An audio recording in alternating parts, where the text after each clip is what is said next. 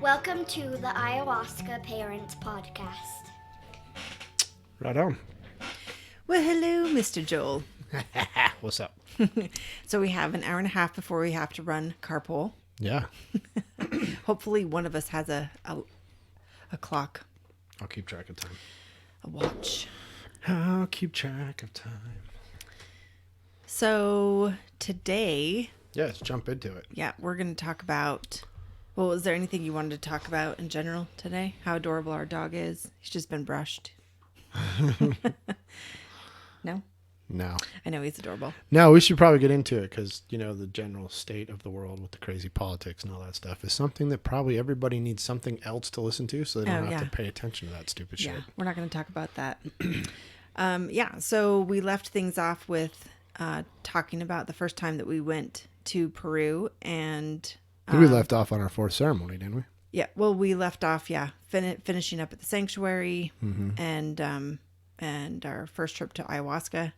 Yeah. You talked a little bit about some of the results that you had coming home. Yep. And With the allergies. Yep, with the allergies and the allergies be gone medicine that Ayahuasca became for you. Yeah. Came home and binged birds. Some chicken. Just ate every chicken. Determined that life is no better whatsoever with turkey. 35 years of not being able to eat poultry or most shellfish. And you had it all. Couldn't eat any shellfish other than imitation crab, but it's imitated by a fish. Yeah. And the only chicken you could eat was cream of chicken soup, which we accidentally found out about. That must not have been chicken in the cream of chicken soup. No. Huh? Campbell's. think it's- Campbell's were on to you. That's not chicken. No, it's like pork or something. It's got to be pork. Yeah. Yeah. Yep. And so, so today we wanted to kind of talk about what that was like coming home after having this Yeah. incredibly mind-opening, mind-expanding, fucking healing event that took place. Yeah. And we're so grateful we got to do it together. Mm-hmm. We've both been back to Spirit Quest, to the Amazon, however, not together since 2014. Right. Yep. Yeah, no, I think it was good because, life after psychedelics comes at you fast. And if you did it alone, the other person's going to look at you like you're crazy. Yeah. And I think that's the thing I'm the most grateful for is that I had somebody that, I could sit down with and we could talk about and discuss, Yeah. like leaving our bodies. Yeah. Had I come home and said that to you, you would have looked at me like, what on earth happened? Yeah.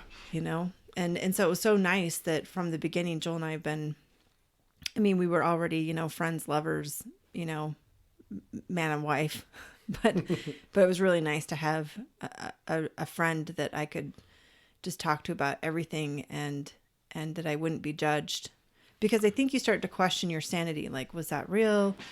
You start to kind of draw in after those experiences, what you've been told reality is, what you've been told hallucinations are, what you've been told. It's a lot of what you've been told. And then you decide, nope, I'm going to challenge everything. Yeah. When you suffer, and I was suffering big time, and really you were suffering too. Well, I didn't know how much I was suffering until I wasn't suffering. Right. I think that's the case for most people. Yeah, you really have no idea you're swimming around in a dirty fishbowl until one day you decide that you're going to jump out into clean water. And it's traumatizing. And people don't really think about that. Like, because like for me, I spent so many decades suffering and thinking to myself, if only I wasn't an alcoholic anymore, if I only wasn't obese anymore, Right. if only I wasn't, then I'll be happy. Right. And so, so we came home and we had these profound healing events. Oh, that's what I was going to say is that, when you've been suffering for as long as I've been suffering for, then you find out that there's possibly this deemed by our government Schedule I drug that it has a possibility of not just alleviating symptoms, but that could cure you. And then it works. Yeah. I mean, holy shit, you come home and you're looking at everything that you've been taught and you look told. at everything differently. Right. And this was like the biggest thing for me. I came home and it was like, well, if they lied to me about this, right, what else have they lied to me about? And a lot of people are like, well, they don't know. They didn't know. Nope. All you have to do is start researching psychedelics and entheogens, plant medicines, whatever you want to call them. And you get to know really quick that, nope, the government is very well aware of what these plant medicines can do. Yeah, for sure. The world government is, Yeah. Yeah, they're in the know. Yeah, they're in the know because it's everything's opposite. Right. It really feels that way, is that So, everything is opposite. You're sad, so we're going to give you a pill full of formaldehyde and, fluoride. That you'd have to take forever, and you're probably going to have to mess with the doses forever because as your body switches, you're going to have to find something else that works or up the dose or whatever. And yeah, you can go to the Amazon and you can take a plant. Right. The side effects of the pharmaceutical is that your hippocampus is going to atrophy, and that sooner rather than later, you're going to have some sort of Alzheimer's or some sort of dementia that settles in. Right. And cancer, probably. Yeah. The side effect of the Amazon is that of the Jungian medicines is that you're going to be cured. You're going to click back into the ecosystem. You're going to have a desire to do something that benefits the greater good of humanity, and just be in general a better person. And you might have a minor panic attack when you look around. You're like, holy shit, everything's messed up. Everything's broken. Upside down and backwards. Alcohol and cigarettes are legal. I know. Cannabis and plant medicines are not. It's so crazy. Right. Organic food has to be labeled, but non-organic food doesn't. Yep. Non-GMO doesn't. When you come back and you start looking at everything for what it is, and I don't think people, we get so caught up in that's a conspiracy theory, that's this, that's that. But, it's like, I remember in 2014 or 15, whatever it was, and they passed the law not requiring GMOs to be labeled. What? I know. It's just, it really is upside down. What? And everything's backwards. I know. And so I remember one of the first things that I started to research, and I remember coming home and going, okay, so what's next? What? My pain had been such a big part of my life, and I really had no idea how big of a part. All this time free to think now. Yeah. And it was towards the end of the year. So business for me was winding down. I was getting into my slow season. So I just started to kind of follow my curiosities. And I remember researching all things cannabis and hemp, why it became illegal, the Alsinger Act, which is the Marijuana Act of 1937. And that led me to dryer balls, to dryer sheets. And I know that sounds crazy, but it was like, I couldn't help but when I was researching hemp and cannabis and why it was illegal, to come across just chemicals in general. And I went down a crazy rabbit hole. Well, and before you go any further on that, your brain wasn't functioning that way before you took ayahuasca. Your brain didn't have time. I didn't have the space. Okay. It was literally, you didn't have the space. You had to be defragged. I was literally defragged. Yep. I was literally defragged, and it was like I didn't have any space to think about any of these types of things. Yeah. Yeah. And so I went down this xenoestrogen rabbit hole about how many chemicals are approved by the FDA to put in our food, how there was still no regulation about what we smear on the, biggest organ of our body, which is our skin. And I remember the first thing that I did was I went down that chemical rabbit hole and cleared out all the chemicals from our house. Yeah. We stopped drinking tap water. We were drinking, cleaner water that then now I remineralize, and we also try and structure the water as well. At first we were going to an aquifer, but it seemed like it was dirty. Yeah. Well, as above, so below. Something changed. Yeah. You really, at this point, any sort of, public aquifer. But drinking clean water, and you got to think about this, right? Alcohol's made with tap water. Yeah. Right. Wines, I don't know how wines are made, but I know alcohol. I know beer and that kind of stuff, and soda, right? They're just using tap water. So when you stop drinking that stuff and you go to clean water, there you can feel a difference. Well, you don't feel so thirsty, first and foremost. That's true. Yeah, it's like you're actually getting hydrated, but let's see, I went and got dryer balls. I learned that dryer sheets are the number one carcinogen in our home. Yeah. And I couldn't believe the amount of carcinogens that we have around us, that we always have around us in everything. Right. And I'd get up on the FDA site and I started to Google, or not Google, but like in their search engine, put in certain chemicals and just to see what would come back, like what schedule they were, what level they were of a carcinogen. Blew my mind. I think I did that for a whole week. And it was like, remember, I was like, all of a sudden I'm making our glass cleaner. I'm making our everything. I was making detergents for dishes. And which I have to add is cheaper and works better. Yeah. At some point I should put out there like what I use and like how easy it is to make it. Yeah. You don't have to go buy a bunch of ingredients. It's basically like vinegar, baking soda, a squirt of, Meyer soap. Some of the cheapest things are vinegar and baking soda. Yeah. Some essential oils. Yeah. But I mean, for the most part, we clean once a week, we just use all, homemade stuff. Yeah. Let's see. I just learned everything that there was to learn about chemicals in food, what happens when you interface and interact with a lot of xenoestrogens, why a lot of women hold on to fat.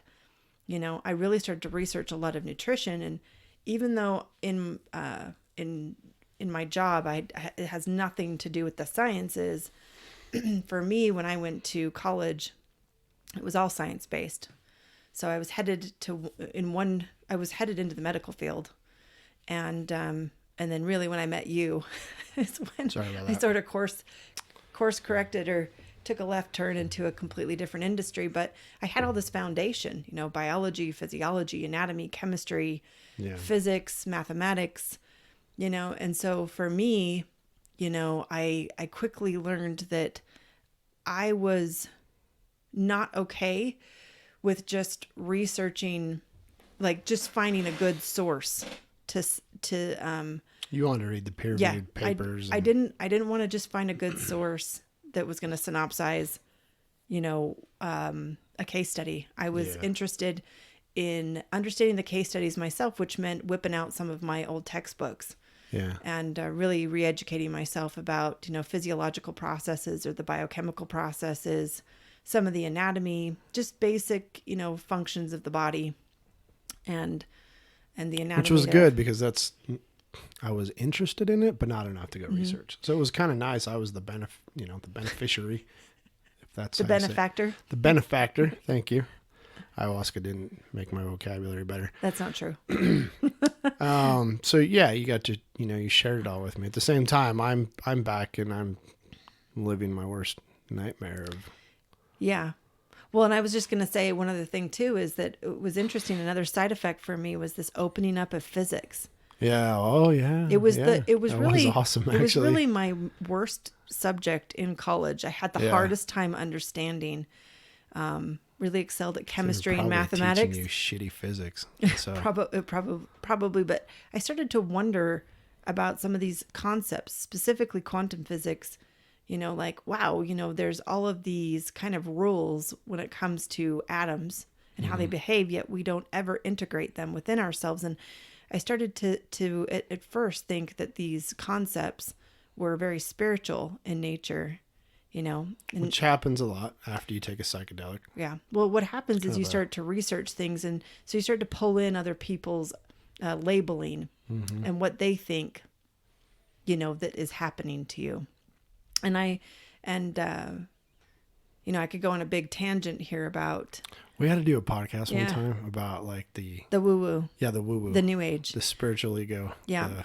Yeah, totally. The spiritual identities that people a lot of people that work with plant medicines all of a sudden. It's a lot of similarities. Everybody goes through it. Most people are not immune to this. Yep. They all think that they're going to be a shaman. Some fly through it and it's like it was nothing, and others get stuck for years.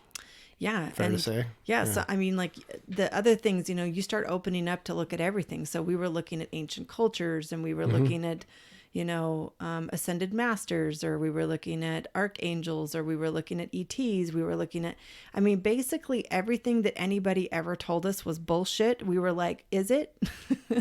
Well, I think that's safe to say, because when you first come to the conclusion that life is backwards, right, then you have to question everything. And there's a lot of things you can see in your own reality, even without a plant medicine. You're like, that's not right. Yeah, we were breaking things down in the matrix, or the reality that we were raised in. So we were breaking down things about the educational system, like why does it have to be that way? Government, religion, the government is the world's religion. Well, so why does it have to be that way? Why does religion have to be that way? Why does healthcare have to be that way? When you go down those rabbit holes, if you will, then you start uncovering history they don't share anymore. Like how the Rockefellers hijacked Western medicine and compartmentalized it, and then basically control it. You don't understand that stuff because they're not going to teach you that. Right. Those are all separate Google searches. Or the stock market, or the Federal Reserve. The creation of money, what the government's doing right now. The creation of time and why it is the way it is, right? We literally did what most people do, which is you have an insane amount of healing. Yeah.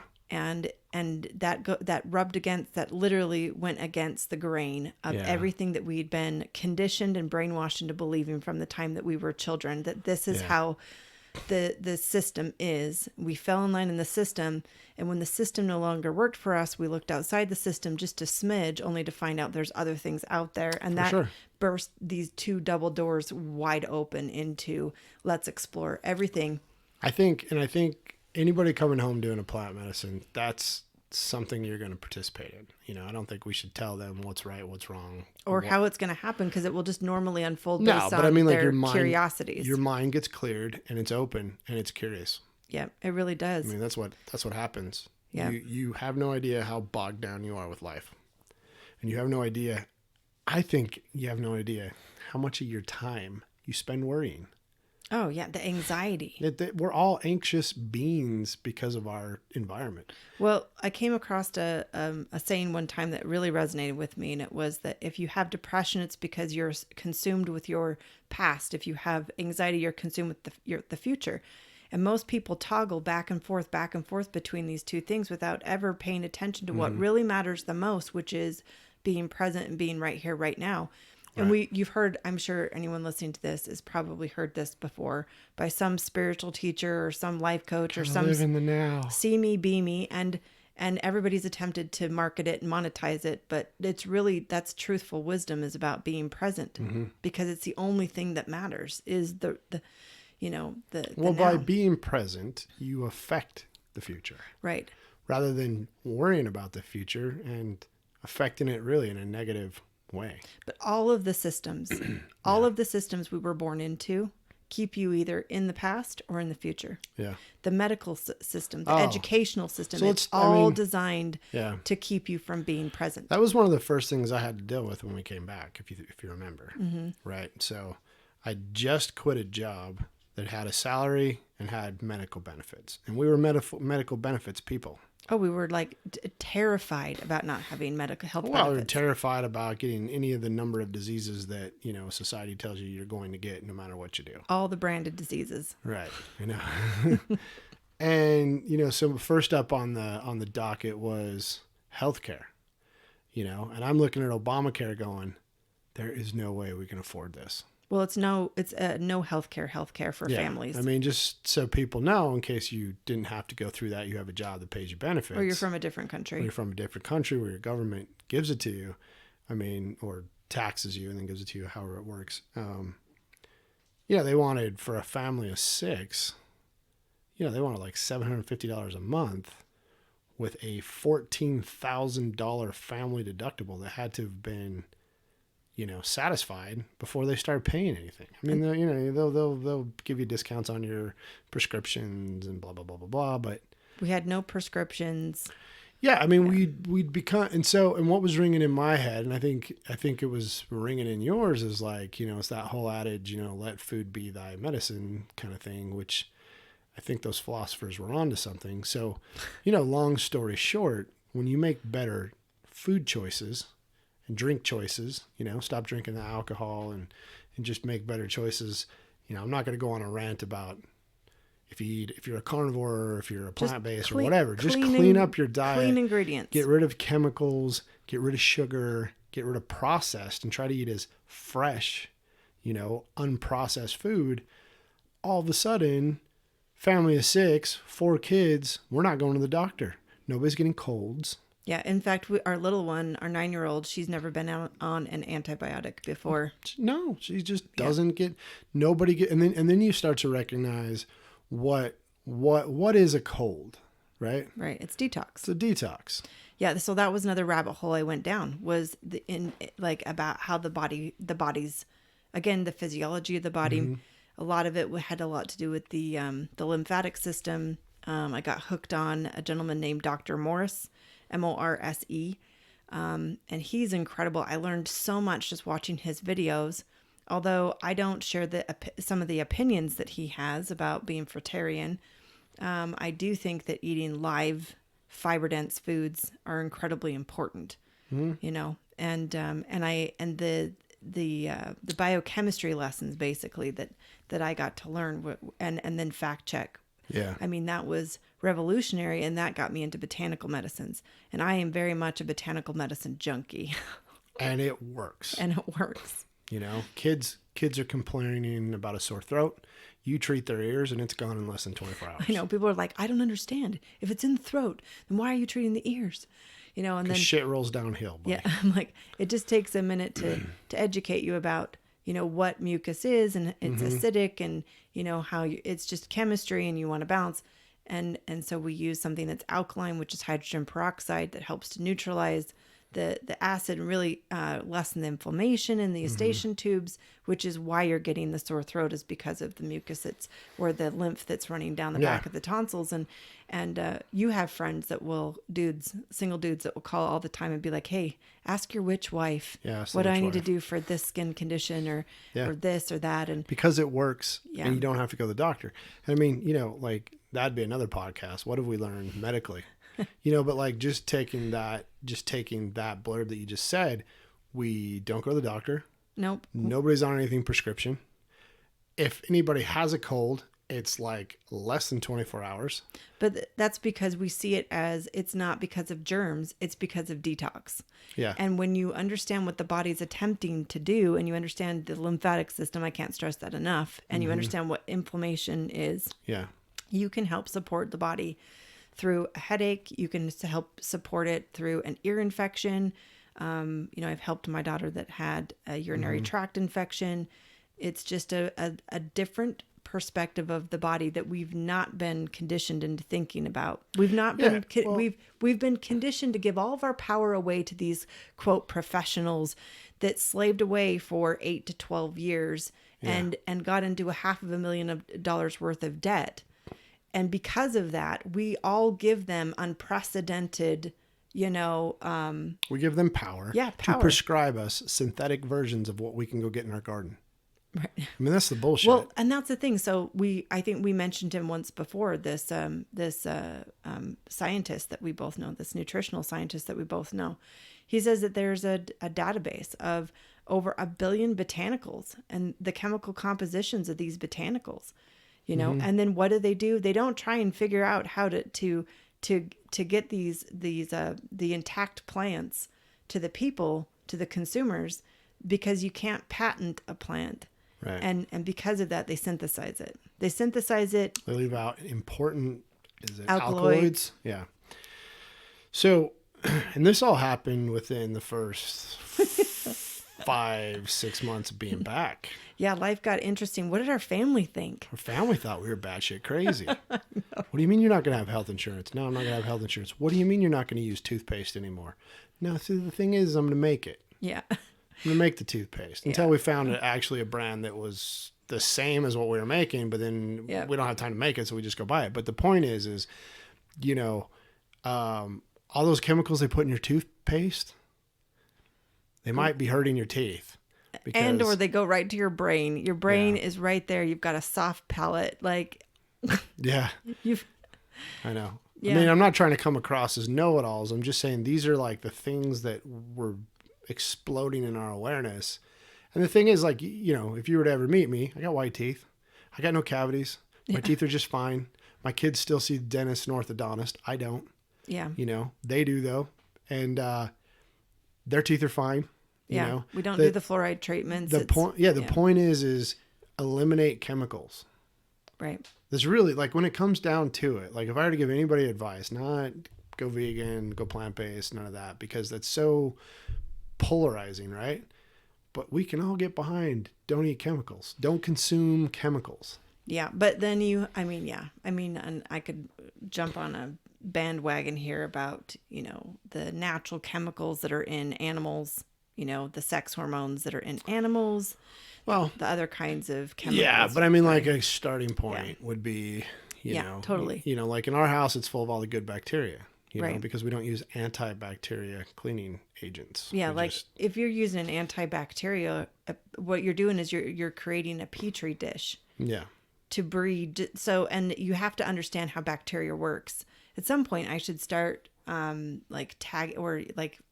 putting the links into some of these like TED Talks and things like that. There's a great TED Talk about bacteria and how it moves and works. And once I understood how bacteria worked, I was like, oh my gosh, well, I need to inundate my entire house with as much good bacteria as possible so that the house becomes a healing home. And how'd that work out? Well, it is. I mean, we just don't get sick. Almost 6 years into this. Yep. And nobody has seen the doctor. I know, it's crazy. And we have little kids. Yep. Who go to school with sick kids. Yeah, and what we've noticed is, like, this time of year, we lay off the sugar. I pump them full of the pre and probiotics. We still eat treats. They're just, organic sugars and things like that. But I guess my point is that we know what we need to do when we need to do it to make sure that the kids have a kick-ass immune system. We work with a lot of medicinal mushrooms, the non-psychoactive ones, so the turkey's tail and the lion's mane and reishi.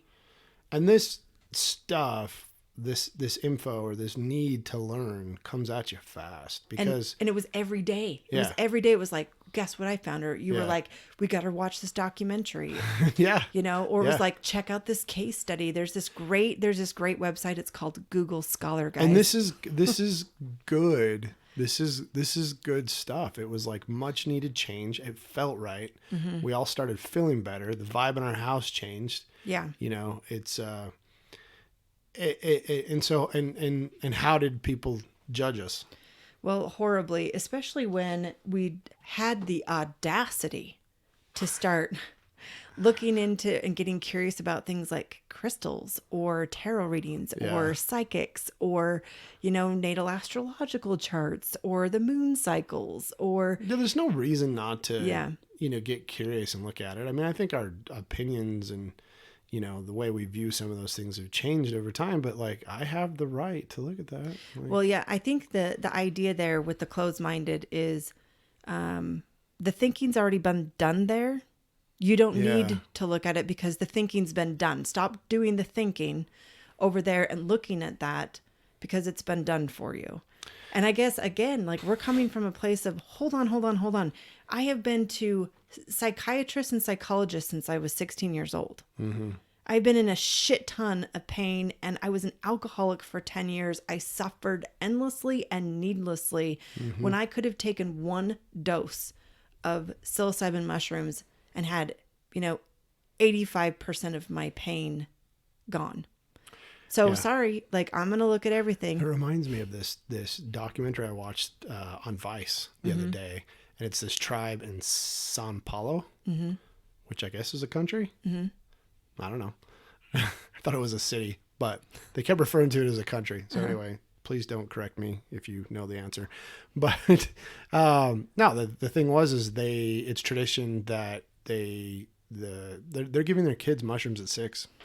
Psilocybins, small doses to help them go on to the next stage of life, and then it's preteen, and then it's pre-adult, and then it's it's just, and that's that has been in their culture for as long as they can go back in their culture. Well, ayahuasca was given to adolescents that were transitioning into adults, sometime within that 13 to 18-year-old time period, and was considered a rite of passage. Yeah. It was given to them so that it could make sense of any childhood trauma that they have, and then they could click in to the tribe and, and be more of a benefit. So for anyone listening to this is how I view this. Yeah. Right? You're 6 years old and you got your first suitcase of baggage.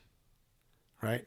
Well, I carried my 6-year-old baggage, my 7-year-old baggage, all the way to 40. Yeah. So I had all those years of baggage that I took with me. All these people leaning on me, whatever happened, right? These other cultures, it's like, we're going to help you remove that baggage. Right. So as you move forward in life, you just stay light. Right. You stay light. Unless you were westernized, and then you think that you're superior, and you think that you know everything, and that there's all these systems in place that have already done all the thinking for you. Yeah, and then you start to realize how uneducated the educated are, or how unintelligent the educated are, and how everyone is just sort of like clicked into these systems. Nobody asks any questions. You know, that was something else, I had to deal with when we got back, was just asking a doctor what was in a shot that they wanted to give. Like, what are the ingredients in that? I don't know. What do you mean I don't know? You're trying to put that in my body. You don't even know what's in it? Because I know what's in it. You don't know what's in it? We're finding out there's no double-blind testing for vaccinations. Yeah, I mean, like just some of the bullshit things that your bullshit meter starts to go up. Yeah. And you're like, what is happening here? So when you come back from a super psychedelic, I don't know what else to call it, a massive dose of a huge healing life-changing healing event. Because it's not just psychedelics; it's also people that have gone through near-death experiences, have gone through some massive amount of trauma. But you look at everything in life. Mm-hmm. You start taking inventory. You start looking at the food. You start looking at your lifestyle. You start looking at how you spend your time. And then there's even a weird moment where you start analyzing your thoughts. Oh yeah. Well, it's not, and that's like self-communication work, which is amazing. Yeah. But I mean, like that, I don't think people understand. I think more people have self-deprecating thoughts than they want to admit. Oh yeah. Well, I wasn't even aware of it really until I started listening to someone named Abraham Hicks, and I really liked her. Mm-hmm. I liked what she had to say, and I liked how she kind of painted a really cute, very rudimentary picture in my head of, basically what you focus on, you get more of. And that plugged and played with me with some of the, my curiosities with physics, mm-hmm. and how the rules of our atoms, how we basically create things into reality. That's not woo-woo, that's physics. Yeah. I've realized throughout my journey now that there's a practical plug and play with anything that's woo-woo. And what I think happened is we expanded our consciousness to a point where we were willing to step outside of our ego to look at everything that was out there. But the thing is that just like there's a system, we were kind of talking about this earlier, just like there's a system that we were born into, there's another system that has been created for anyone that bursts out of the system that we were born into. Mm-hmm. That system is filled with just as much bullshit, if not more bullshit. Yeah. And I would say probably 85 to 90% of what we looked at from 2014 to 2016 was BS. And it was almost like we were dropping belief systems, like we were tearing down, the different systems, the ones that we'd been born into, educational systems, the healthcare system, the, mm-hmm. Food industry, blah, blah, blah. And we were kind of proverbially, I need to stop using that word because I can't pronounce it, but we were literally taking things out of our basket, nope, that's not true. This isn't true. That's not true. This isn't true. And we were adding these other things into our baskets as if they were truth, and it wasn't until the mid 2016, I think it was mid 2016, I got back from Sedona, and I was like, I think we've got a bunch of things in our basket that are not true. Yeah. And I felt like a fool. And I think a lot of people probably It was a good lesson though, because do you do that anymore? Well, no, because I came up with a litmus test to make sure that I would never, ever, not one more time ever fall into anything, that was bullshit. And and this goes for everything across the board. I ask myself 2 questions about things. One, is it designed to separate us, meaning all of us? And does it benefit the greater good of humanity? And if the answers come back that yes, it's designed to separate us, then it's not in line with the truth. Right. And if it doesn't benefit the greater good of humanity, yeah, then it's not in line with the truth. And we went through kind of a depression, I think, in 16, 17. Well, it kind of felt like we're starting over again. Yeah, where it was like but for the good. Yeah, we shelved a lot of things and went, wow, like we. Well, I mean, for me, I've learned a lot of lessons where I try not to. Those things that you're talking about, we bought into it and formed a belief. Yeah, we did. We believed. I try not to believe in anything. I try to observe. Right. And I can observe something and buy it, but I'm not attached to it, meaning that I'm not going to hang on to it if something better comes along, or if a better explanation, or something that just shows me that what I've been observing is not true. And guess what? We reserve the right to ebb and flow and shift and change depending on the new information that we get. It's humanity's problem, right? We're not ebbing and flowing and changing with the new information. Well, no, we somehow think that you have to pick core values and stick with them. Everything's pick a team. Yeah, even though everything is infinite. Like you just take mathematics and numbers, for instance. They're infinite. Yeah. Like there is no... If you ever find yourself in a position, or if I ever found myself in a position where it was like, okay, nope, this is it.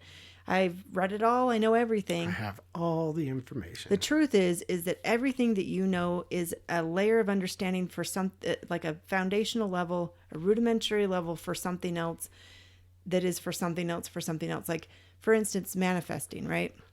It's like a buzzword. Everybody's talking about manifesting. People have watched The Secret. That's a rudimentary foundational way of thinking about manifesting. That doesn't, like, for instance, that doesn't work for me anymore, because as you evolve and as you change, sort of the rules kind of shift and change depending on what your perspectives and your awareness are. That doesn't mean I'm better than anybody. That's not what I'm trying to say. But I'm just trying to say that there's no, like, this is how you do it, period. Like, it's like, that's how you manifest. Like, nope, that's not true. That's one of the rudimentary foundational levels of manifestation until you shift perspective and broaden your awareness. And then it's not going to work like that for you, And I think, honestly, I got to a point where I had another moment in 2016 where I'm looking around going, so this is it, huh? I'm supposed to, pick a spiritual identity, like this joker over here's done, and like run retreats and stuff. I need to get like a mandala shirt and put my hair in a ponytail and wear my crystals. Yeah, and I need to use specific verbiage and language so that everybody knows how enlightened I am. Or I need to set up a YouTube video and do silly YouTube videos about, this is your spirit guide and this is what it is your higher self is. And like, it drives me nuts and bonkers, because I'm like, you know who you are out there. You know who you are. Yeah. It's not cool. What you're doing is you're hijacking somebody's thought processes, and you're no different than religion. You're like, look, I have all the answers. Tune in tomorrow when I release episode 300 for the next answer. Shut up. It's a spiritual ego identity, and I got caught there for a good bit of time. You got caught there a good bit of time. We still travel in that area sometimes. Yeah, but this is what I decided is I don't need any validation from anybody to know that I know what I know. Right. I know what you're saying. Yeah. I got to adjust my microphone. That I can just I am very confident in, when you get a download, like a legit download, and the way that they work for me are these flashes of perspective in my mind's eye.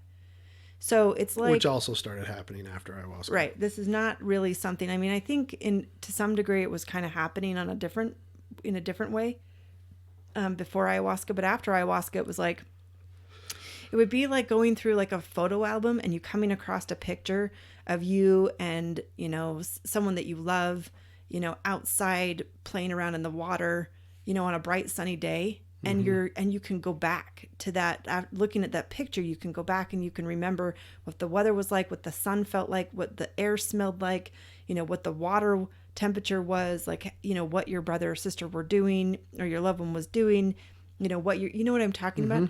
My downloads are like that. So it's literally like a quick flash picture.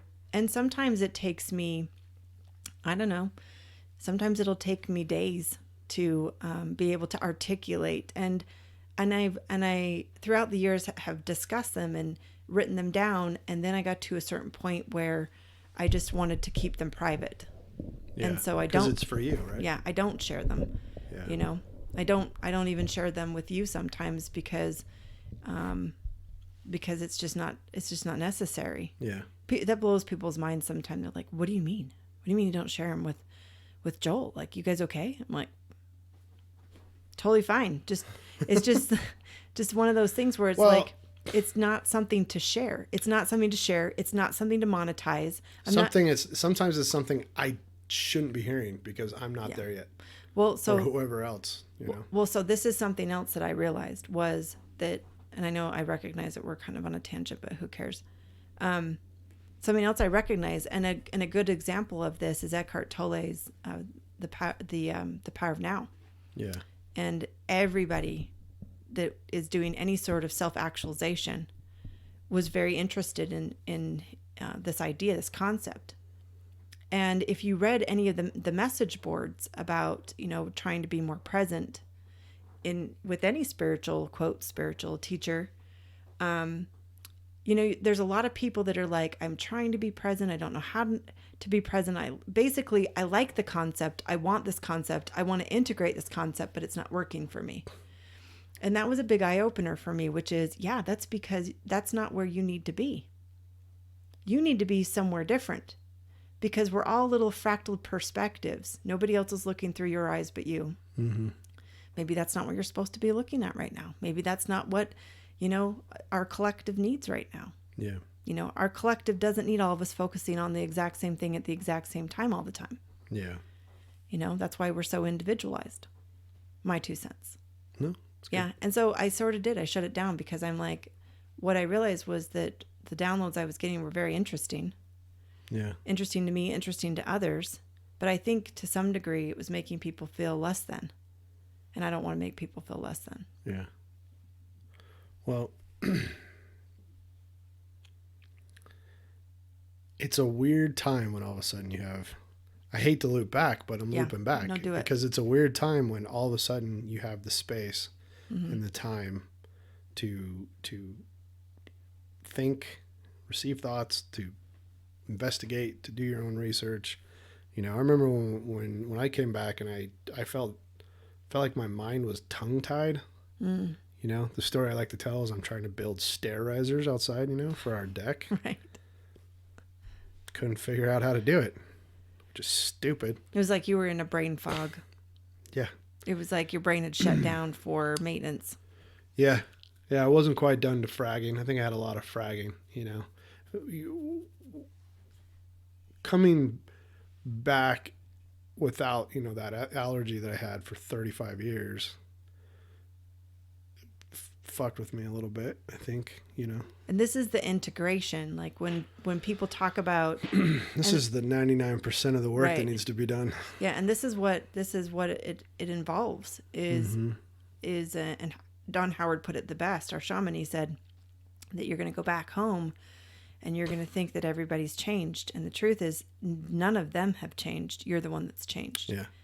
And depending on the familial relationships that you have, what kind of work you're in, you're looking to, you could completely go back home and it feels like you're blowing up your life. You're changing professions, you're changing relationships. Well, your likes and dislikes are different. Yep.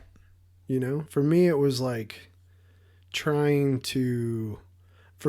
thought I had all the best ideas and that I knew the secret. And, it was interesting. Like that one day we were kind of sitting in the hammocks at the sanctuary, and I get this like phrase that keeps popping in my head. Now you have all the answers, but you have to wait for the question. And I was like, yeah, I don't know what that means. So, but when I came home and I'm blonde on everybody, you need to go to ayahuasca. Uh-huh. But also at the same time, I'm just saying things as truth because it's truth to me, whatever it might be. Well, whatever we were researching, we would tell people, and we should never have told people. No, never should have told people, because what happened, I mean, just basically, like, my advice to anyone, I can tell you right now, 100%, doing ayahuasca was literally the best thing I ever did for me and my family.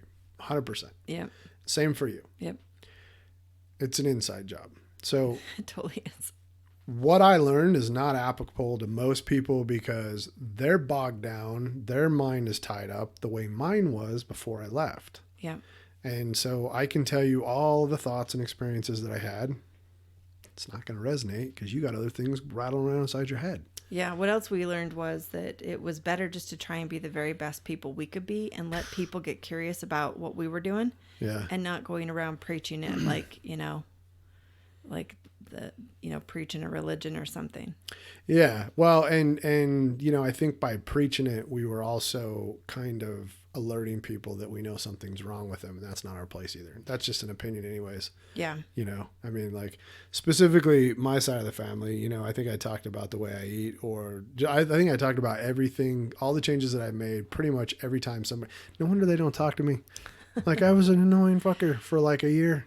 Well, really, it had nothing to do with you. It was, we were bumping into their cognitive dissonance. I mean, daily. Yeah. And I think they just, I don't think they appreciated it. I don't, if you're not in a place where you want to do any personal introspection, seeing other people shift and change and come up with, different ahas and conclusions than what you were collectively raised to believe, it's a little much. Most people aren't raised to free think because it's impossible, because you're being raised by a tribe and you're all collectively having similar thought patterns. Yeah. And so you take on people's within your family's likes, dislikes in all subjects. Mm-hmm. Like my house, like 90% of my house was politically one way as opposed to the other way. Why? Because mom and dad were. Right. Just a stupid example, but that's an example of same with your food likes and dislikes, mm-hmm. same with your music likes and dislikes, and you can go on and on and on and on. Mm-hmm. And the ayahuasca, as it's helping you, basically, the way the easy way to explain it is it shows you what's holding you back, but it also strips away the programming. Yeah, that's a really great way of putting it. It literally strips away all of your preconditions and your programming, and it gives you the ability to really want to open up because you've expanded. That's the thing, is that you've expanded, mm-hmm. And a lot of us have worked through victimization in our fear programming. Yeah. And we had the ability and the balls to go ahead and look at everything. Yeah. What I realized too was that ayahuasca actually showed me in 4 sessions or 4 ceremonies. It really kind of gave me the setup for my integration, and I realized that my ceremonies were a great outline for how to approach anything. What I learned, meaning that I learned forgiveness. Yeah. I learned compassion and unconditional love and acceptance. Yeah. And so when I went through my integration, and a lot of it had to deal with, I just made some really shitty choices in my life. So I'd left off, just let, some bombs off in my life that I felt like I needed to clean up.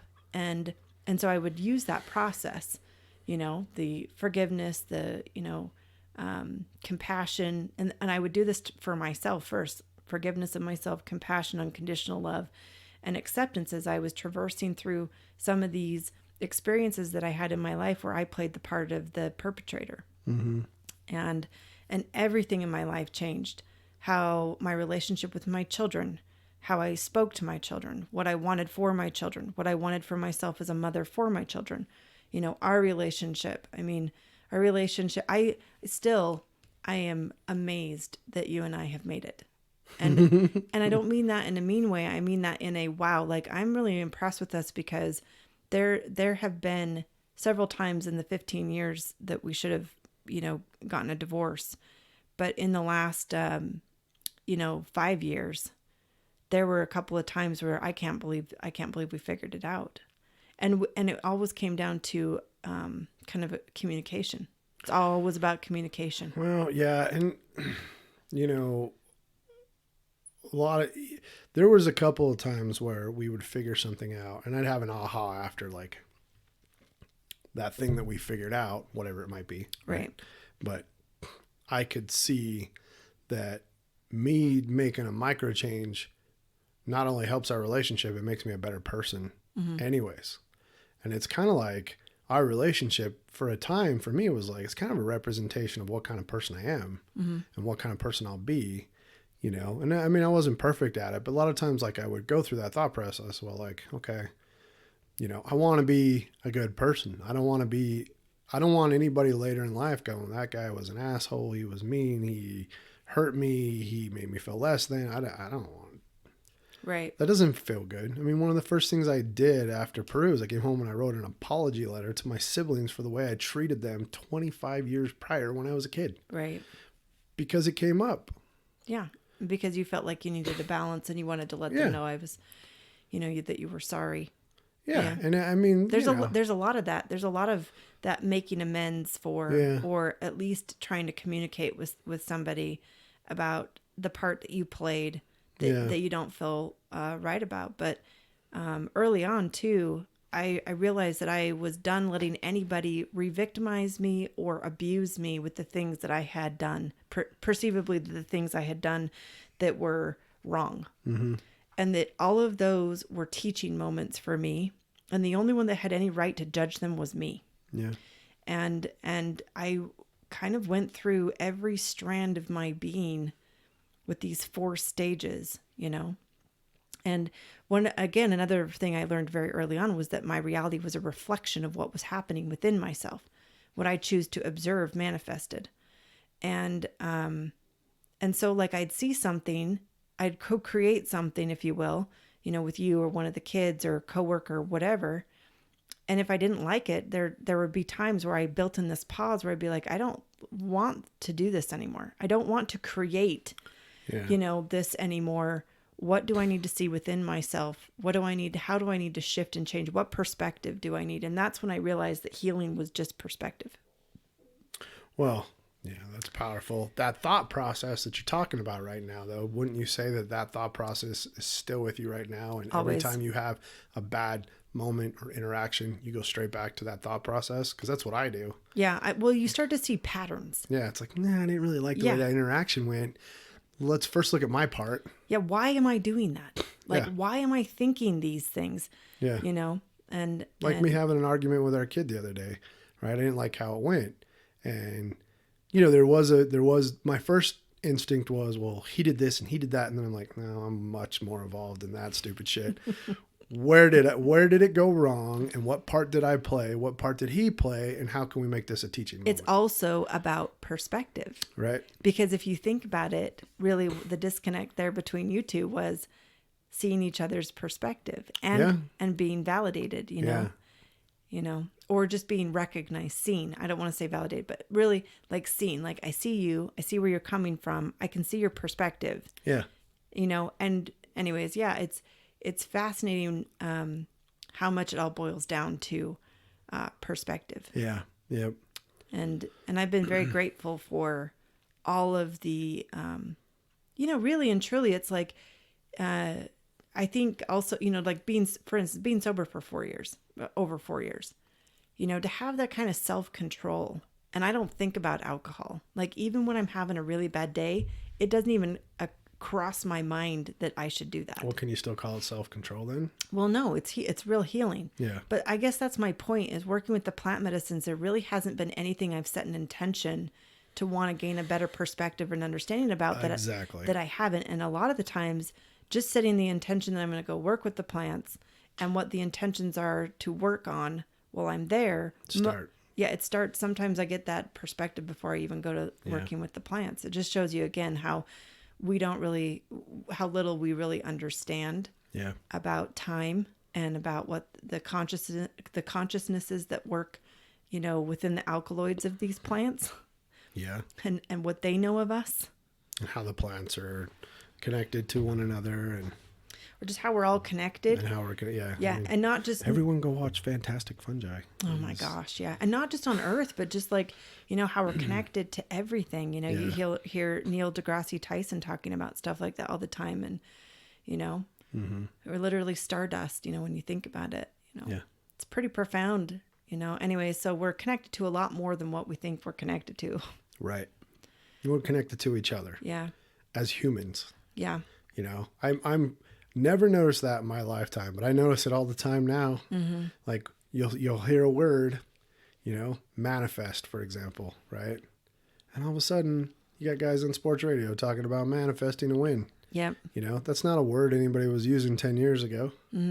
So my point is we're all connected because it's like, it's that 100th monkey effect. Where I was just going to say that. Yep. Just starts to reverberate, and that's like the new thing. That's great. And so when we're on the other side of the scale, where we're tipping to the other side, where we're trying to become better humans, despite what's happening in the world, there's more of us, regular humans, than our elected humans. And, you know, we're going to, it's kind of like it's an inside job, right? We're going to heal this planet from the inside out. Yeah, totally. Because it's as true. we get a bigger group of us, you know, psychedelics 5 years ago weren't anything.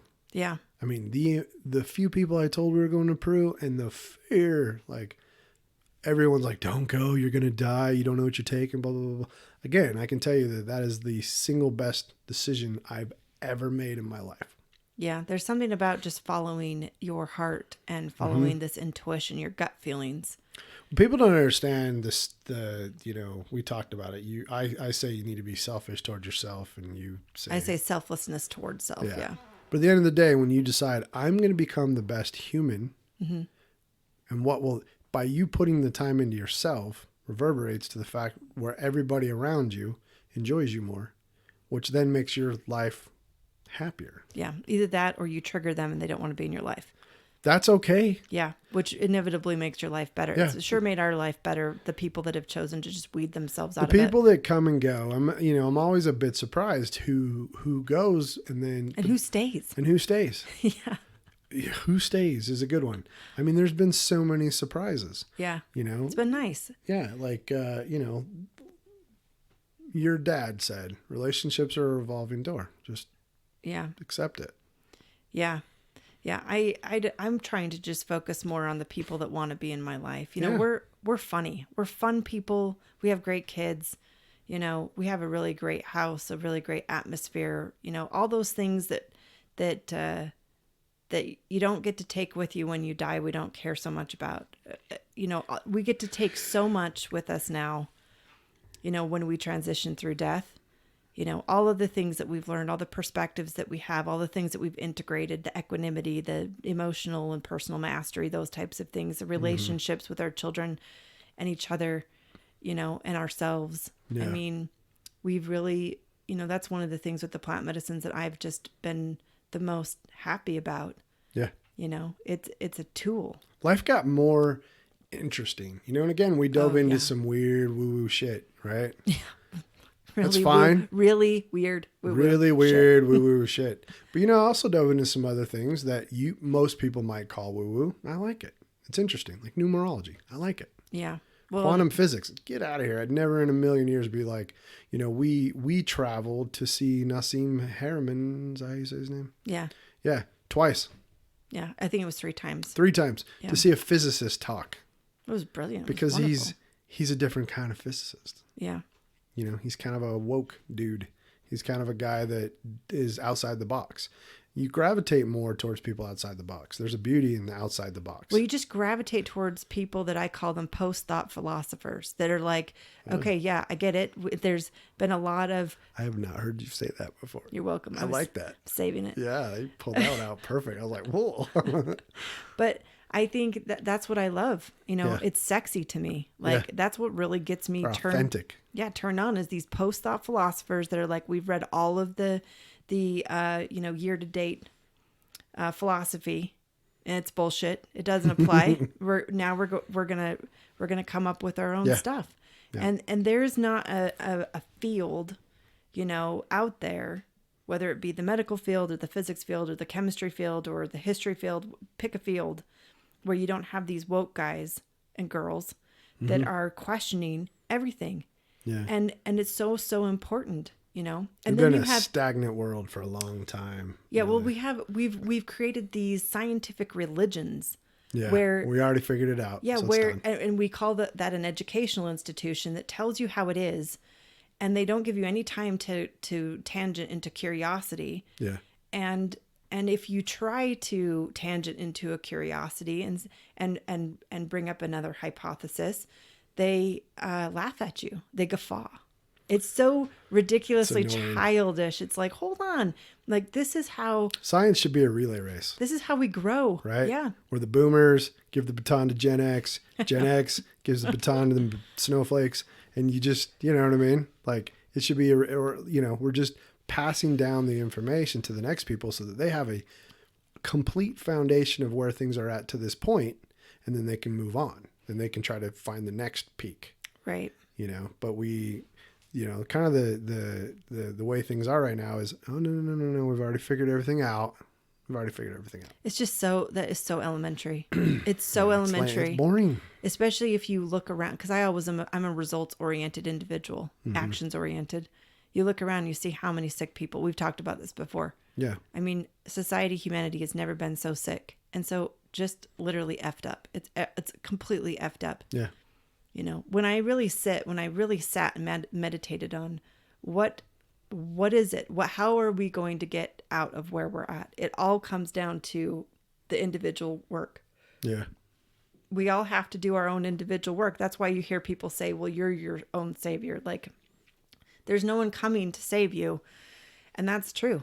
If everyone had an opportunity to self-actualize, to heal, really and truly, to heal first, right? Mm-hmm. To then have the ability to self-actualize, and to gain some, equanimity and some self-mastery, people would just intrinsically want to be better people.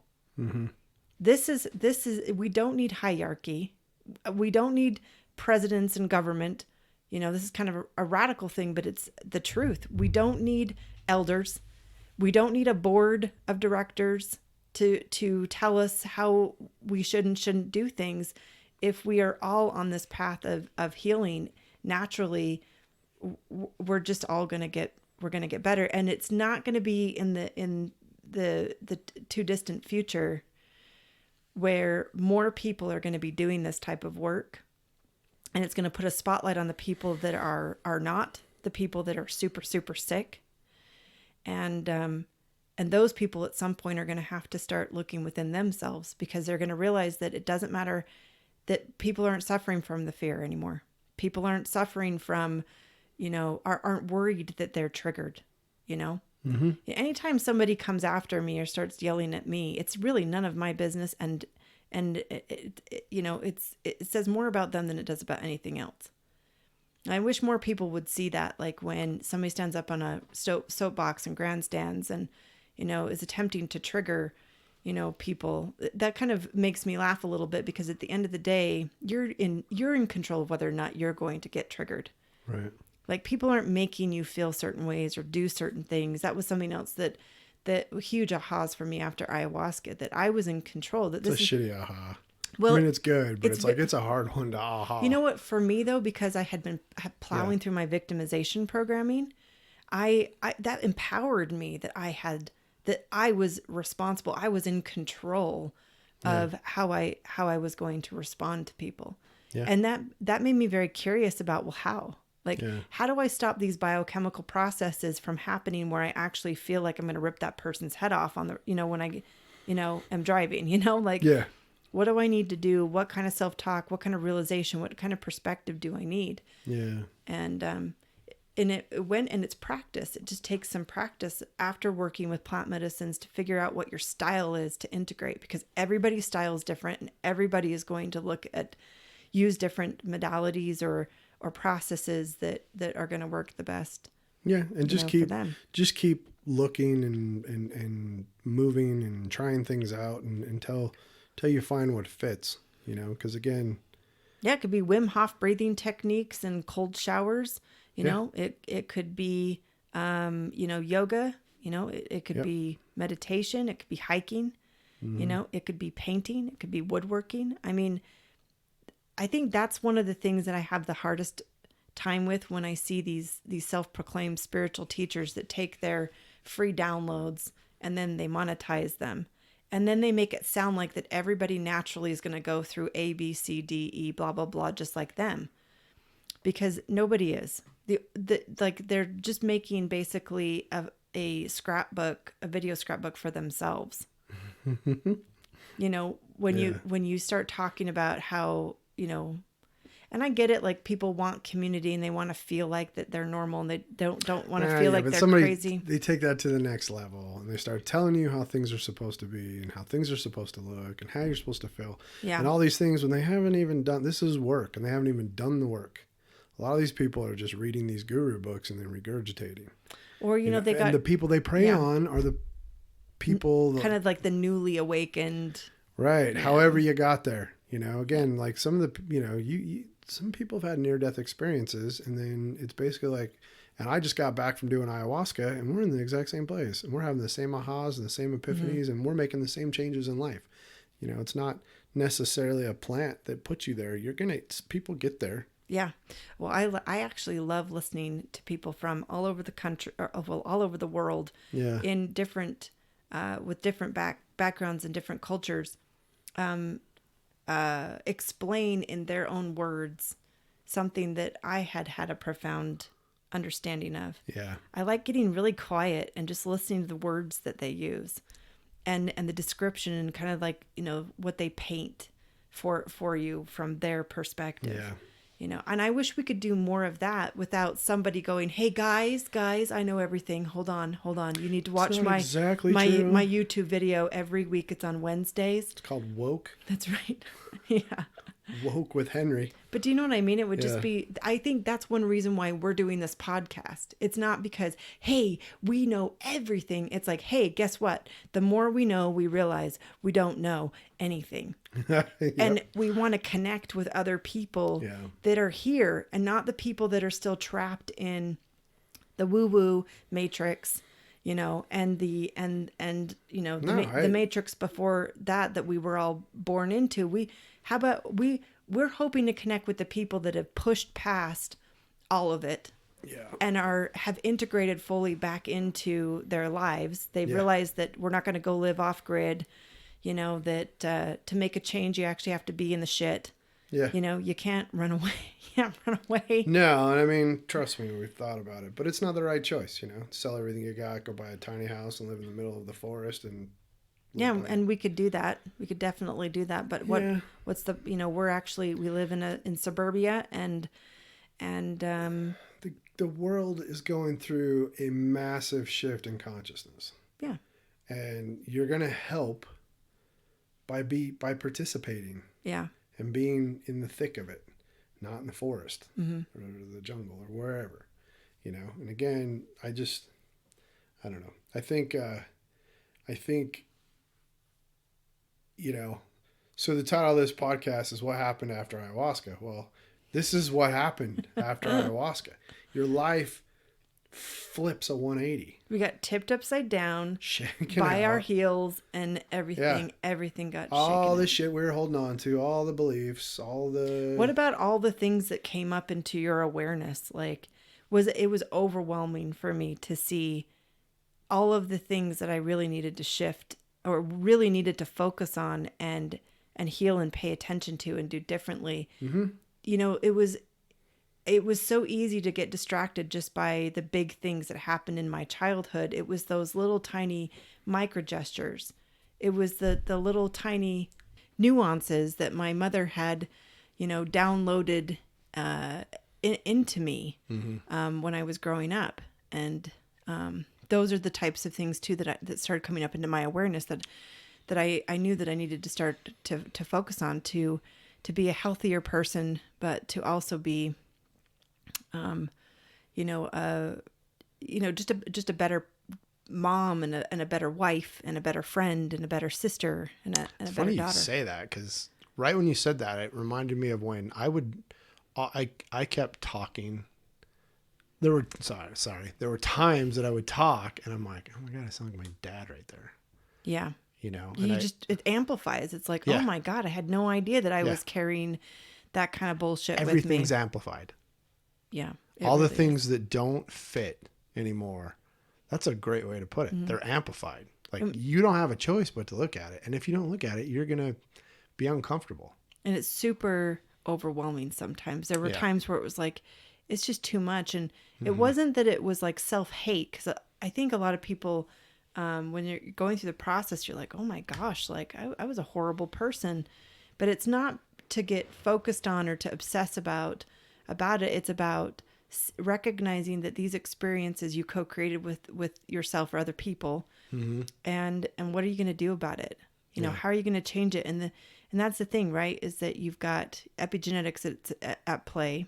You've got environment. So however it was that the environment was in your home is going to support, you know, basically how you were conditioned, the imprint that was made on you, and how you're basically going to live your life.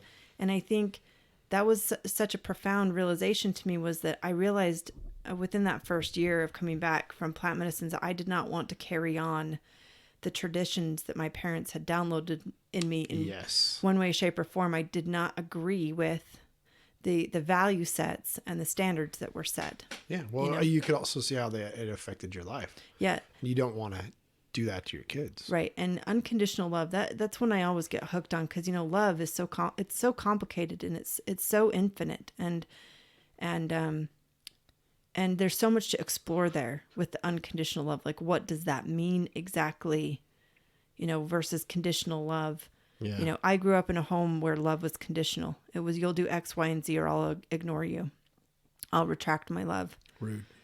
Yeah. But you were too, still are, you know, me too. I still am too with some of my, with my, you know, my parents and a sibling. And it's like, well, you didn't do X, Y, and Z, so I can't love you. Yeah. I'm going to punish you. You know, there's no compassion. There was no compassion in my home. But like Buddha says, it's not a gift unless you receive it. And so Right. I don't accept the punishment gift. I just give that back. Well, yeah. I mean, this is... But it takes you a while to get there. Yeah. You know, with the family drama specifically, I think at first there's mourning. Well, there's look, sadness and feeling rejected. I can unconditionally love anybody that chooses not to be in my life. I don't have to have hate for them or say nasty things about them. You know, I can unconditionally love them, even though part of the boundaries that I've set are you won't be in my life. Good point. Yeah. Yeah. Well, it takes less energy too, if you will. I mean, it really does. Being angry at somebody, directing hate. This is coming from someone who's always been revengeful and held grudges, proudly held grudges. That's a lot of energy. Yeah. Life is much better. You know, I don't talk to anybody on my side of the family, but I don't sit around hating them either. Right. Well, no, that would say more about you than what about anything. Yeah, but I mean, I just want to point that out. Like, you can have. Yeah. I don't know what's going on the other side, and like you know, like we like to say, that's none of my business. Yeah, eyes on your own plate. Yeah, I mean, there's, you know, of course, there's times where I'm wondering, you know, and there definitely are times where I miss them. But at the same time, in the big picture, it's like I'm trying to be the best me, right? And we're not a fit. Yeah, and one of the things that we realized that was super valuable is to only surround ourselves with people that were going to be okay with us continuing to shift, adjust, change, and self-actualize. Yeah. As soon as you become a non-supporting person in my life, as I'm growing and evolving, that's not somebody that I want to have in my life. And so we have this interesting revolving door of friends sometimes. We totally do. Whereas like people come in, it's great. And then it's not like anything happens. It's just that they just leave. Yeah. And before we'd analyze it, like what happened there? Like, I don't understand. Like, you know, I thought we were friends, or, you know, like you and I would have these conversations. And what we realized is that it's okay, that we'll just ebb and flow. Yeah. And sometimes those people come back and they say, there's only 5 people I care about maintaining a consistent relationship with. Yeah, me too. No disrespect to Trey, but there's only he's our little nephew. He's really cute. But there's I mean, for the most part, there's 5 people, you know, you and the 4 kids that, you know, I want to make sure. And Cubby. I want to make sure that we have, you know, I have great relationships and we don't have a break. Yeah. You know, and but you know, when you if you're thinking about taking a plant. See how I'm coming full circle. Mm-hmm. If you're thinking about taking a plant, these aren't things to deter you. These are things, this is information that should give you kind of what you have to look forward to. But the outcome is great. Don't be scared of hard work. Don't be scared of, having to dive through. Like your path is probably not gonna be like mine. Right. It's not going to be. Yours is going to be different. But what's going to happen is at the end of the day, you're going to become a better person. I've yet to meet one person ever. Too. And I've met some shitty people in Peru. So have I. I promise you. People you're like, what the hell are you doing here? You're evil, right? They're not anymore. They're not. They went there because they were evil. They went there because they had a problem. And that's why they didn't make friends while they were there. In fact, they probably made more enemies, but they're great. Yeah. It's interesting how it's none of our business people's processes. Yeah. What's also interesting is that there's a lot of people that will never take plant medicines, but they're also getting kind of the same downloads. Blows my mind. Yeah, and I was a plant elitist there for a while. Yep. Where I'm like, you don't take a plant, you won't be as smart as me. No, that was a stupid perspective. It's something that's happening globally. Like, you have to admit that. Like, you can see it happening everywhere. This wanting to be a better person. What I realized is, again, that my reality is a reflection of what's happening within myself. If I'm walking around my reality thinking that nobody knows what I know, yeah, well, then that's the kind of reality I'm creating, right? Yeah. Well, how egoic. Yeah, exactly. And so for me, it's like, I just assume people know what I'm talking about now. Mm-hmm. So I'll just launch into things, blah, blah, blah, blah, blah. And, I don't know if they know or they don't know or whatnot. They don't let on. When you talk to people like they know, they actually will respond like they know. What if they do or they don't, it doesn't matter, because that's the reality that I'd like to create. Is where we all know some of the basic fundamentals of expansion of consciousness. Yeah. And heart-based, if you want to call it thinking or being. Yeah. And that we all are self-driven into self-curiosity, and we just we're motivated by other people's successes who are motivated by our successes, and we understand that we're a collective. Yeah. That we're just little fragmented pieces of each other, that collectively we're one, ultimately what I would like, because I think that it would cure everything of all the dysfunction on planet Earth. You're hearing it here. I'm just kidding. Is that we actually collectively are like a big, huge hive. Yeah. If nobody had any, quote, private thoughts, we all knew what everybody was thinking and their intentions, how quickly would people heal? Quickly. You walk in the grocery store and you have a unclean thought about, let's say a pedophile walks into a grocery store and they have an unclean thought about someone's child, and everybody knows what they just thought. I think you're going to go home and you're going to be like, why the fuck am I having these types of thoughts in my head, and what do I need to be able not to have these thoughts in my head anymore? Or, you get the president of the United States kind of thought, or a senator that stands up and they start, blathering and exactly what their intentions are, or a pharmaceutical company, or your mom and your dad, or your husband or your wife. And I think anybody that is holding on to secrets, that would terrify them. But I will tell you what, from my own journey, and this is one of the things the plants helped me do, I had a shit ton of secrets, and it felt really good to let them go. Till I was liberated by letting my secrets go. And I had, one moment of letting go secrets where I really did think it was going to destroy my life. And what it really did actually was open the door for a completely different way of being that I never even thought was even kind of possible. Yeah.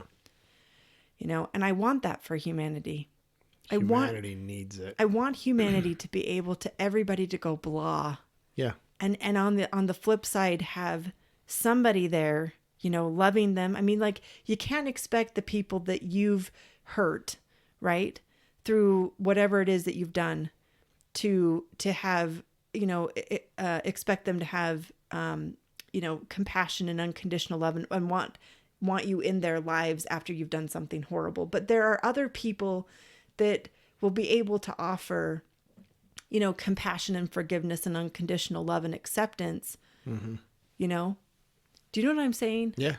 Yeah. So I think I think between those two things, you know, like you said, it's an inside job, and everybody being able to self-actualize and go within, you know, and then also everybody being able to know what everybody else is doing. I think that sounds tremendous. And think about that. Like, yeah, you'd also hear other people's, the thoughts that are like good, right? So, Right. so I mean, like if you're around a quantum physicist or, you know, someone that knows an enormous amount about mathematics or whatnot, you know, and you could download and accumulate in your mind. It's important. We live in a society of gaslighting. Oh, I know. I mean, all it's done to us daily, and I'm sure we recreate it, right? But you know, when everything's gaslighting, I don't know. I don't have another word for it. You know, I mean, clearly I was reading politics shit today, so that's what's on my mind. But and psychological warfare. Yeah, it would be nice if that's gone away. It would be nice that if truth is kind of the main thing, and that it's just you can't tell a lie because it's so obvious. Right. That you basically shame yourself by telling a lie. So that's another thing too, is that it's like our senses were heightened. Mm-hmm. And so we do pick up things.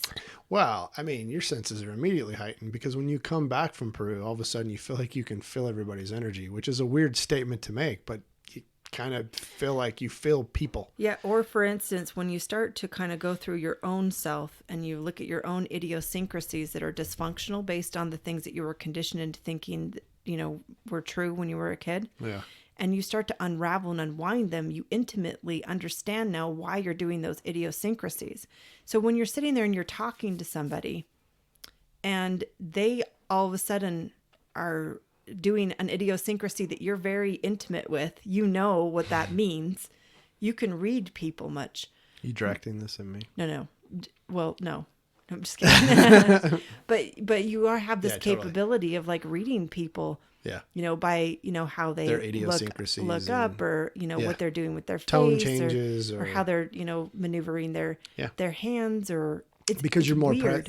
I think it's just I think if you break it all down, you become more present. Yeah, well, because you were really curious about yourself and why you were doing and behaving and saying and thinking the way that you were. And as you were breaking it down, that's one of the things you noticed about yourself.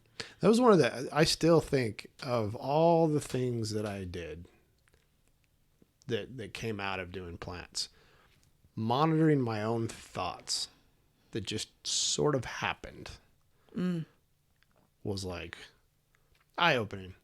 Because then you start to get to the root of moods and judgments and you know what I mean? Oh, yeah. Like judgments for me, again, when I realized... I remember I walked in the grocery store one time. I'm like, why am I pointing out everybody in my head that's fat? Right. As an example. Yeah. And when I just kept analyzing, I'm like, because I don't feel good about myself right now. Yep. You only see in others what you have within yourself. Yeah. And you only think about others what you see within yourself. And sometimes it's just easier to project on somebody else. It's always easier to project on somebody else than it really is to take the thoughts that you're having regarding somebody else and redirect them back inside of you.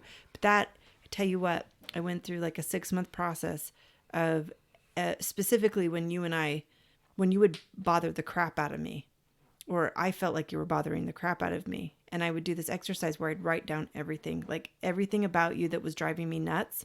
And then I would redirect that back to me. Well, do I feel that about me? It was like, yes. And turns out I never ever had to bother you about some things, you know? It's awesome. You know, recently, and I know we have to wrap it up, but like recently it's been more about communication. It's been about these thought paradigms that I wasn't aware that I was creating kind of like these stupid stories in my head based on your microgestures. And, which was based on not clarifying. Was based on me not communicating. Again, it's all about communicating. Yeah. And so I started asking you, you know, well, first I asked for permission, you know, can I, when I think you're mad at me or when I am interpreting these, you know, microgestures in a certain way, can I ask you if my interpretation of them is correct? Yeah. So we started doing this and it was kind of hilarious. Well, I like the questions and I answered them honestly because it was giving me a glimpse into my head, into your head. A scary place. Well, no, but I mean, like, you know, there's times where what did I mean by that? Or did you mean to do this? And the question was just as shocking to me as probably the answer was to you, right? Yeah. To me, I'm like, the fuck are you talking about? What? Yeah. No. Well, once you got done giggling, like, one time, I know you hate when I say this, but like legitimately, you gave me this look, and I am doing dishes, and I'm thinking about, oh, he must be this and he must be that, and finally I'm like, so I just interpreted your, facial expression to mean this. Is this true? And you were like, no, I was thinking about getting up and getting apples and peanut butter. And I literally At least I wasn't going, I was thinking about basketball. Yeah. Well, I just had one of these moments of like, how could I be so off? And again, that comes from past. Yeah, from my past. I'm still 6 years into healing. Yeah. I'm still confronting these little nuances, kind of like these fast twitch muscles I've never been aware of, but in my personality. Well, life doesn't get boring. Yeah. Because something always, pops up to the surface. You're like, oh, okay, you're the one I get to look at now. But dude, how great has this year been? It's been great. Yeah, it turns out it's still my fault. Like, it's turns out it's still something I have to see within myself. No. Yeah. I don't look at all our problems are all your fault. I don't. No, I appreciate the question. That's the bottom line. I appreciate the question.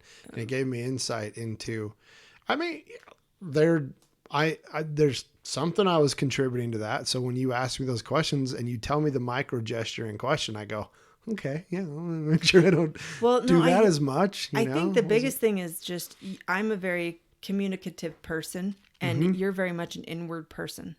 Yeah, who would have thought? My mom told me I was the best communicator, so I'm a little baffled by that. But yeah. But I mean, like, for instance, we saw a communication specialist at the beginning of the year, and I would sit there and listen to you talk about, like, oh, we had a disagreement, and then you processed it, and these are the conclusions you came up to, and this is how you adjusted and you changed, but you never told me.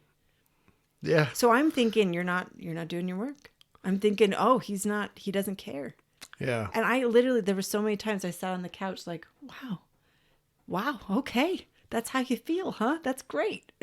Well, yeah, I guess I would just process it and see, I'm really good at processing it and then just going, okay, let's move on. You're like, I've really conquered that old bullshit of holding on to grudges and like, I don't hold on to grudges. It just hurts you. Yeah. Yeah. It's heavy and it's dark and it's tiring and it's like, I give you a long list of grudges I used to hold. I couldn't give a shit. Like, literally, I don't have negative thoughts on a regular basis. These are still people that I probably don't care for, but that's okay. Yeah. They don't care for me either. But we're good. You don't want to be connected to people. Like, if there's legitimately somebody, like, we're going through a big deal right now with my mom and my stepdad. And, it's interesting because I've been trying to wrap my head around all of that. Like, the big whys and what perspective do I need to see? And what I realized is that's really not serving me to try and, fast forward and jump to that when I'm still grieving. Mm-hmm. There's a grieving, but how I feel moving forward is I wouldn't want to be linked to them through any sort of animosity or holding a grudge or hating them. Like, I can unequivocally say I do not hate them, that I actually unconditionally love both of them. I'm incredibly confused by the choices that they have made. But my boundary is that there's I can't have people like that in my life. Yeah. But yeah, I mean, I think it's important, and it was a huge thing for me too, to let go of all of these sort of dense feelings that I was having towards people. Yeah. I had to say a similar thing with my dad too. When I realized that I didn't want to reach out to my dad and send him a letter because the pain was continuing to connect us. It was the only thing I had left was this pain, linking us together. And I was afraid that I wouldn't feel connected to him anymore if I resolved and tried to make amends for the part that I played in the deterioration of the relationship. And actually what happened was a great relief happened. Yeah. And I love my dad, and I love all of the memories that I have with my dad, you know, and it feels good to be connected to him through memory and not connected through dysfunction and pain too. So God, it reminds me of that. What was that beautiful quote in Honey Boy? oh yeah. Oh my gosh. If you guys haven't seen that movie, go see that movie. But I mean, like, talking about, Yeah, he goes, because he all was I had to connect me with my dad was pain, and now you're trying to take that away from me too. And I was like, I started to cry because I know what beautiful that quote feels like. Yeah. I know what that feels like. I kind of tear up thinking about it too, because I did the same thing. I tried to hold on to the pain because that's all I had left. Yeah, the anger. You think that that's, you know, it's sort of that you know, like our children. It's like if they're not getting enough good attention, then they'll do naughty things to get bad attention, because any attention is better than being neglected and not being seen or heard. Yeah. It's the same thing. Yeah. So, oh yeah, that was such a good movie. I went down a Shia LaBeouf. Is that how you say it? Shia LaBeouf? I think so. Oh no, Shia LaBeouf, like in the buff. Shia LaBeouf. But I went down sort of a rabbit hole. He's a really great guy, and I love just how authentic he is, and like how very transparent he is right now with his pain. Yeah, I mean, on an odd note, because I don't give a shit about their little competitions and their little award shows and shit. I really don't care. I gave up on that shit 10 years ago. But he should have won everything, because that was like literally one of the best movies I've seen. Yeah. And the woman director, there was not a single female nominated, which, what are the odds that just men are the best in this kind of, come on, we're past that. But anyway, another tangent. But the movie's a relationship movie, and yeah, it's basically an autobiography of his life, where he plays his dad, and you're watching him interact with the little him, which is kind of something that some of us had gone through with psychedelics. And yeah, I don't know. It's one of those, it's a very touching film. We all have parent issues, at least people in our age group. Yeah. So I think about that. Like I want to ask him some deeper questions. You know, hey, Shia, like, you want to be on our podcast, buddy? Yeah, exactly. But I mean, I want to ask him some deep questions about, like, you know, how that felt to play the part of his dad. Man, did he? I mean, would like, lose my shit. Like, you know what? I think the amount of compassion he probably built for his dad by playing his dad and seeing it from that perspective had to have been incredibly profound. Well, didn't he didn't start talking to his dad till he decided to make the movie. Yeah. It was a 7-year gap. So, which, you know, I get. Yeah, he was living his life. I came across this quote one time. It said, sometimes to live a life, you have to live a life, sometimes you have to live your life first. Or wait, to live a life, you have to live life first. Like, you almost have to have a whole life that you live first before you can live life. There you go. I'm like, oh my goodness, let me get it right. On that note, you hear the music playing? Yep. You're hilarious. Okay. All right. Well, Mr. Joel, thank you so much for thank you spending these past 2 hours with me. Well, we're gonna do another one shortly, I'm sure. Yep, I'm sure we will. So okay. Anyway, on that note, thank you. Okay, see ya. Bye.